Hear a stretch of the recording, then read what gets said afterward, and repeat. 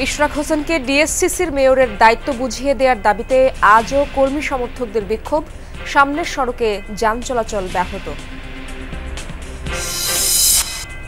ছাত্রদল নেতা সাম্য হত্যায় আজ শোক পালন করছে ঢাকা বিশ্ববিদ্যালয়। দুপুর পর্যন্ত সকল ক্লাস পরীক্ষা বন্ধ।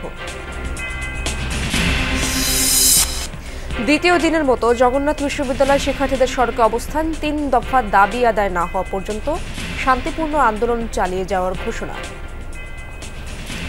যদি এই দাবি আদায় হতে 1 মাসও লাগে, জগন্নাথ বিশ্ববিদ্যালয়ের শিক্ষার্থীরা দাবি আদায় না করে আর ক্যাম্পাসে ফিরবে। এই যে উপদেষ্টারা বসে আছেন, আমি মনে করব এরা শুধু আনুষ্ঠানিকতা দেখাচ্ছে।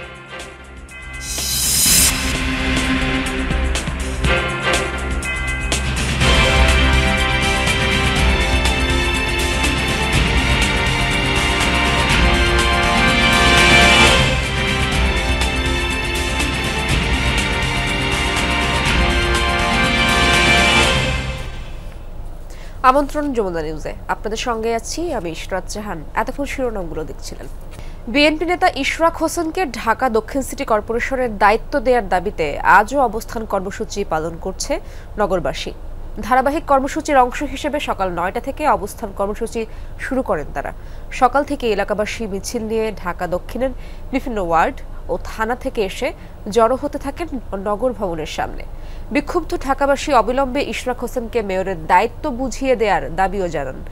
দাবি আদায় না হওয়া পর্যন্ত এই আন্দোলন চলবে বলে জানিয়েছেন আন্দোলনকারীরা। তারা বলেন, সরকার যদি ইশরাক হোসেনকে শপথ পড়াতে এখনো গড়িমসি করে তাহলে এবার আর তাদের শপথ আয়োজনের অপেক্ষা করবে না।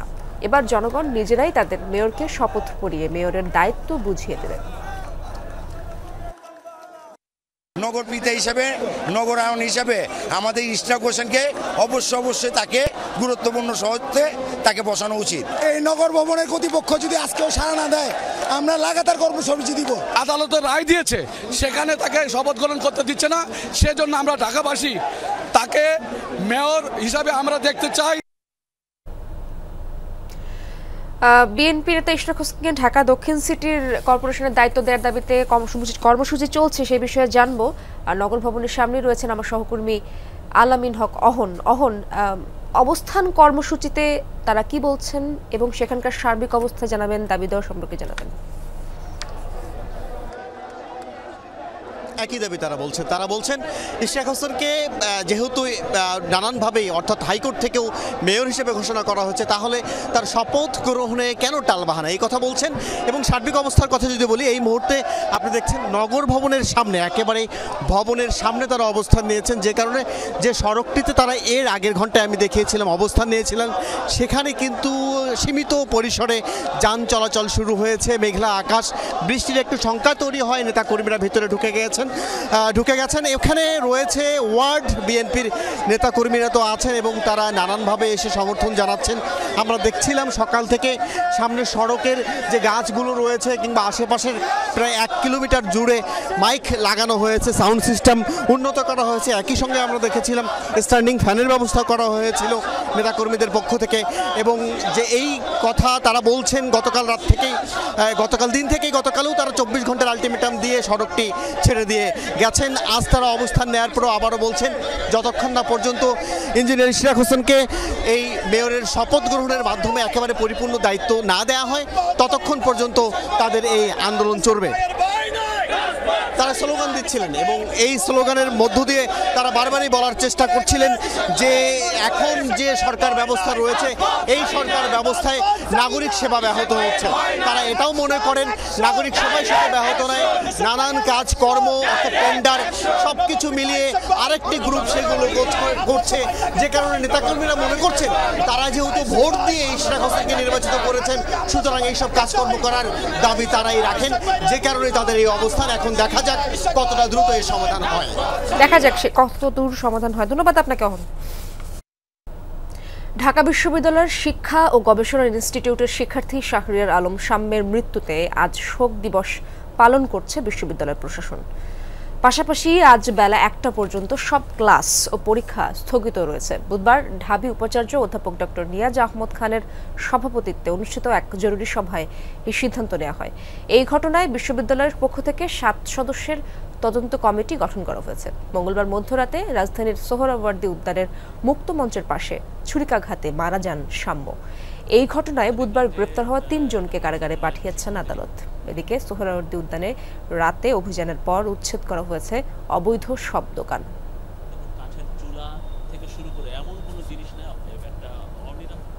দর্শক, এই বিষয়ে আরো জানবো আমার সহকর্মী মনিরুল ইসলামের কাছ থেকে। মনির, সাম্য হত্যার ঘটনায় বিশ্ববিদ্যালয়ে আজ কি কর্মসূচি দেখছেন জানাবেন, এবং পরবর্তী কি কর্মসূচি রয়েছে?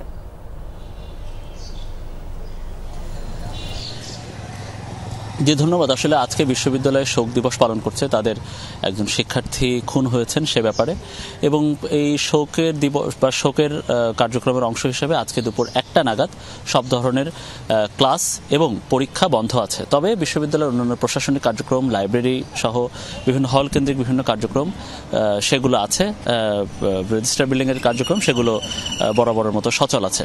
কিন্তু আজকে যে শোকের কথা বলছিলাম, তো সেই রকম একটা পরিবেশ আমরা দেখছি যে এই অন্যদিন এই সময়টা এই যে কলাভবন কেন্দ্রিক শত শত শিক্ষার্থীর পদচারণা মুখর থাকে, শিক্ষকের পদচারণা মুখর থাকে, আজকে তেমনটি নেই, মোটামুটি সকাল থেকে ফাঁকা। তবে ক্যাম্পাসে শিক্ষার্থীরা আসতে শুরু করেছেন। আর যে বড় যে ব্যাপারটি সেটা হচ্ছে এই যে ঢাকা বিশ্ববিদ্যালয়ের শিক্ষার্থী যে খুন হলেন সাম্য, ছাত্রদল নেতা সাম্য, তো সেই ব্যাপারে আমরা বিশ্ববিদ্যালয়ের পক্ষ থেকে পুলিশকে তাগিদ দিতে দেখছি, চাপ দিতে দেখছি যে যাতে আসামি গ্রেফতার এবং অন্যান্য কার্যক্রম হয়। আমরা পুলিশ কর্মকর্তাদের সাথে কথা বলেছিলাম কিছুক্ষণ আগেই, তো তারা বলছিলেন যে 3 জন গ্রেফতার আছে তাদের আজকে তাদের রিমান্ড দের শুনানি হবে। 10 দিনের রিমান্ডের আবেদন করা হয়েছিল গতকালকেই, তো কালকে শুনানি হয়নি, আজকেই সেই শুনানি হবে। 3 আসামির কে কত দিনের রিমান্ডে পাঠানো আদালত সেটা দেখা যাবে, এবং তাদের জিজ্ঞাসাবাদ তখন চলবে। এবং 10-12 জন অভিযুক্ত ছিল এই ঘটনায়, তাদের মধ্যে মাত্র 3 জন গ্রেফতার আছে। তো সেই 3 জনের কে আজকে তাদের আদালতে তোলা হবে। আরেকটি বিষয় হচ্ছে যে আজকে এই যে সাম্য হত্যার প্রতিবাদে তদন্ত এবং সুষ্ঠু বিচারের দাবিতে 11টায় ঠিক 11টায় এখানেই হওয়ার কথা। কিছুক্ষণ পরে শুরু হবে ছাত্রদলের একটি কর্মসূচি রয়েছে, সেখান থেকে ছাত্রদলের পক্ষ থেকে তাদের এই নেতা যে খুন হলেন এবং বিশ্ববিদ্যালয়ের অন্যান্য জায়গায় যাদের অবহেলা আছে এইসব ঘটনায় তাদেরও বিচার চাওয়া হচ্ছে ছাত্রদলের পক্ষ থেকে। ধন্যবাদ আপনাকে মনির। টানা দ্বিতীয় দিনের মতো কাকরাইলে অবস্থান কর্মসূচি পালন করছেন জগন্নাথ বিশ্ববিদ্যালয়ের শিক্ষার্থীরা। অংশ নিয়েছেন বিশ্ববিদ্যালয়ের শিক্ষকরাও। বিশ্ববিদ্যালয়ের আবাসন ব্যবস্থা নিশ্চিত এবং আবাসন বৃত্তি সহ 3 দফা দাবি নিশ্চিত না হওয়া পর্যন্ত শান্তিপূর্ণ আন্দোলন চালিয়ে যাওয়ার ঘোষণা দিয়েছেন তারা। বুধবার রাত থেকে কাকরাইলের সড়কে অবস্থান নেন শিক্ষার্থীরা। অনেকে সড়কেই শুয়ে রাত কাটান। শিক্ষার্থীদের অভিযোগ, অতীতে বারবার আবাসন সংকট সমাধানের প্রতিশ্রুতি দেওয়া হলেও বাস্তবায়িত হয়নি।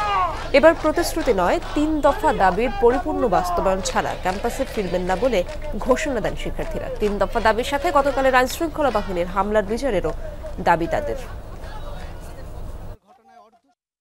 যতক্ষণ না পর্যন্ত আমাদের এই দাবিগুলো পূরণ হচ্ছে আমরা রাজপথ ছাড়ছি না। আমাদের ভাই বোনদের গায়ে পুলিশ হামলা চালিয়েছে, এই বিচার দাবিতে আমরা বিচার চাই। এখন পর্যন্ত আমরা শান্তিপূর্ণভাবে অবস্থান করছি এবং আমরা ভবিষ্যতেও দাবি আদায় না হওয়া পর্যন্ত শান্তিপূর্ণভাবে অবস্থান করব। এই যে উপদেষ্টারা বসে আছেন, আমি মনে করব এরা শুধু আনুষ্ঠানিকতা দেখাচ্ছেন। দর্শক, এ বিষয়ে আরো জানবো। কাকরাইল থেকে যুক্ত হচ্ছেন আমার সহকর্মী শামীম রেজা। শামীম, শিক্ষার্থীদের কর্মসূচি কেমন দেখছেন? তারা যে অবস্থান কর্মসূচি করছেন সেখানকার সার্বিক অবস্থান জানাবেন এবং তারা কি বলছেন? হ্যাঁ ইশরাত, রাতভর আন্দোলনের পর এখন অবশ্য জগন্নাথ বিশ্ববিদ্যালয়ের শিক্ষার্থীদের সবচেয়ে বড় একটি অংশ এই আন্দোলনে যোগ দিয়েছেন, এবং এরপর আসলে পুরো কাকরাইল এলাকার সব সড়কই আসলে বন্ধ হয়ে গেছে। এবং একই সাথে আমরা যদি এখন দেখাতে পারি যে শিক্ষার্থীদের একটি মিছিল, শিক্ষার্থীদের সাথে তাদের শিক্ষক, প্রশাসনিক যেসব কর্মকর্তা তারাও আসলে এই মিছিলে অংশ নিয়েছেন। মাত্রই তারা তাদের মূল যে আন্দোলন কর্মসূচি ঠিক যেখানে হচ্ছে সেখানে মিছিল নিয়ে তারা অংশ নিয়েছেন, এবং তাদের শিক্ষকরাও এখানে কথা বলেছেন, প্রশাসনিক যেসব কর্মকর্তা তারাও কথা বলছেন।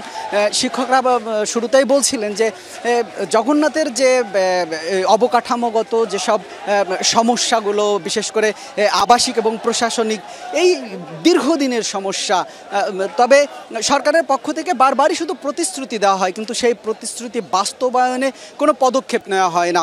তারা বলছেন যে শিক্ষার্থীরা আসলে যখনই আসলে আন্দোলনে নামেন তখনই সরকারের একটি অংশ এসে তাদেরকে প্রতিশ্রুতি দিয়ে যান। এবং বলেন যে খুব দ্রুতই তারা এই সমস্যার সমাধান করবেন। কিন্তু সবশেষ দেখা যায় যে এই সমস্যার সমাধানে আসলে তারা কোনো ব্যবস্থাই নেন না, এমনটাই বলছেন। এবং শিক্ষার্থীরাও বলছেন যে তাদের এই 3 দফা দাবি এবং গতকাল তাদের উপর যে হামলার ঘটনা ঘটেছে সেই বিচার নিশ্চিত না করা পর্যন্ত তারা আসলে কাকরাইলের এই মোড় ছাড়বেন না, এমনটাই বলছেন। ইশরাত। শামীম, অনেক ধন্যবাদ আপনাকে।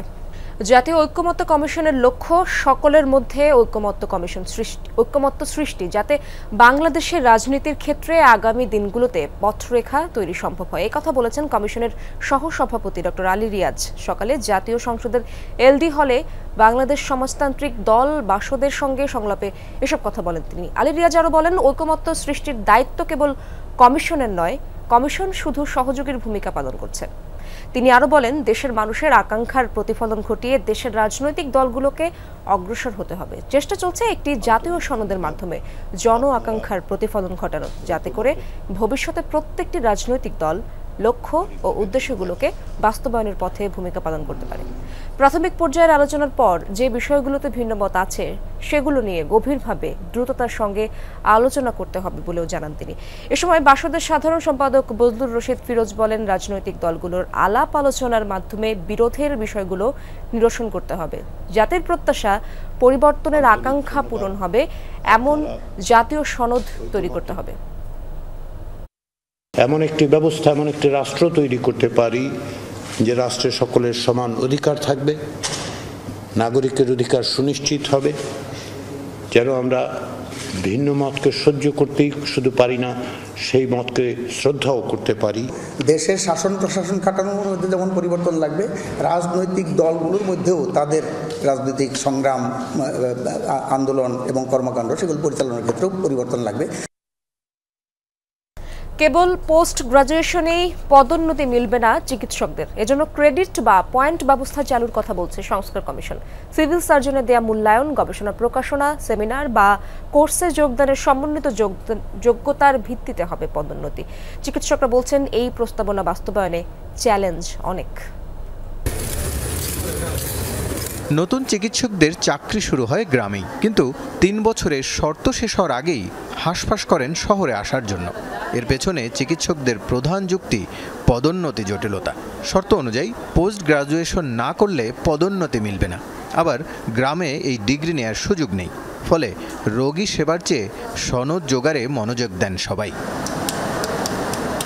এবার চিকিৎসকদের পদোন্নতির যোগ্যতার মাপকাঠিতে পরিবর্তন আনতে চাইছে সংস্কার কমিশন। পয়েন্ট বা ক্রেডিটের ভিত্তিতে নির্ধারিত হবে উচ্চ পদের যোগ্য চিকিৎসক, যার পয়েন্ট বেশি, প্রমোশন দৌড়ে এগিয়ে থাকবেন সেই চিকিৎসক। তাদের এই উচ্চশিক্ষার ব্যবস্থাটা শুধু আমরা একটা ডিগ্রির মধ্যে সীমাবদ্ধ করে রেখেছি, এটা কিন্তু তা নয়।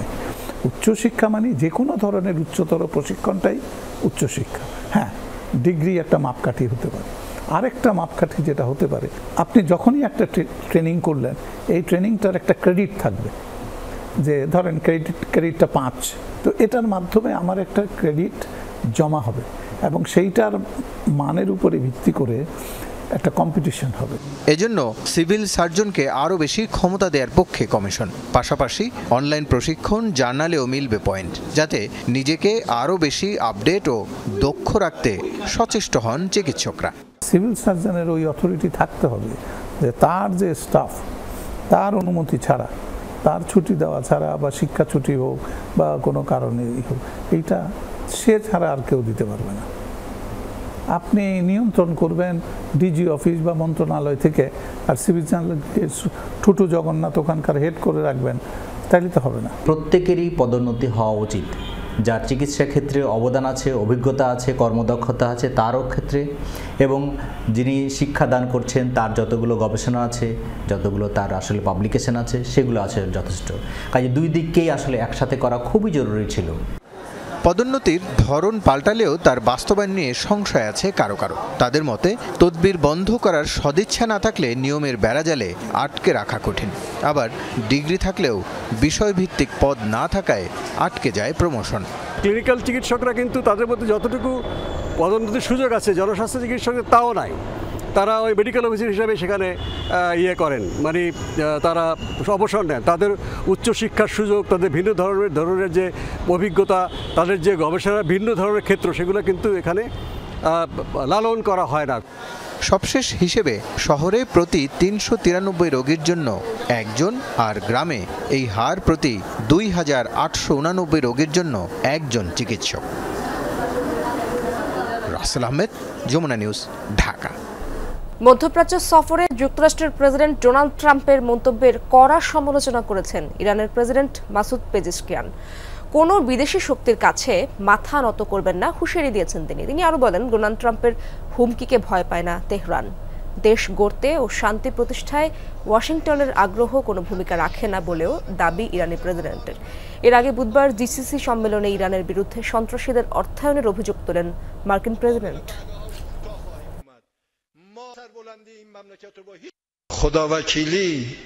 আমরা কোনো শক্তির কাছে মাথা নত করব না। ট্রাম্প ভেবেছিলেন এখানে এসে স্লোগান দিয়ে আমাদের ভয় দেখাতে পারবেন। তারা শান্তি প্রতিষ্ঠা করতে চাক বা না চাক, আমরা এই দেশকে আল্লাহর ইচ্ছায় করে তুলব।